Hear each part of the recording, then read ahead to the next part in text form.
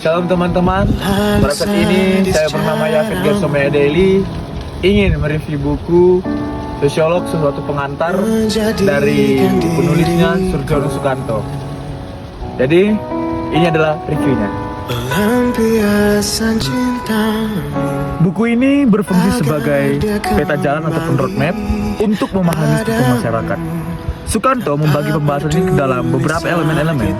Yang pertama adalah lembaga kemasyarakatan, yaitu bagaimana aturan dan norma itu terbentuk. Yang kedua adalah kelompok sosial, yang dimana dinamika interaksi antar manusia. Dan yang ketiga adalah Sukanto menjelaskan tentang lapisan masyarakat untuk membedah kasta, kelas, dan status sosial. Dan yang keempat adalah perubahan sosial, bagaimana masyarakat beradaptasi dengan modernisasi.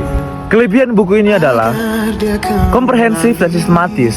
Materi disusun secara logis, dari definisi dasar hingga fenomena sosial yang sangat rumit. Dan yang kedua adalah bahasa yang terukur.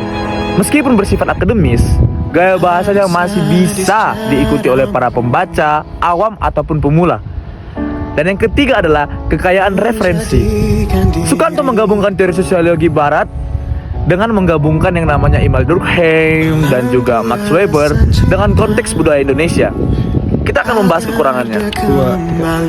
Kekurangan dari buku ini adalah visualnya minim. Sebagai buku teks klasik, tampilannya sangat padat, yang mungkin membosankan bagi pembaca generasi visual. Karena penjelasan buku dari Sukanto ini itu memiliki banyak sekali makna yang kalau misalnya bagi generasi saya itu akan sangat membosankan.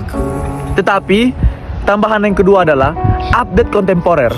Meskipun terus direvisi, beberapa contoh kasus mungkin terasa kurang relate dengan fenomena digital dan media sosial masa kini jika dibandingkan dengan buku sosiologi modern. Jadi kekurangan yang ada di buku Sukanto ini itu saya bagi menjadi dua, visual minim dan update kontemporer.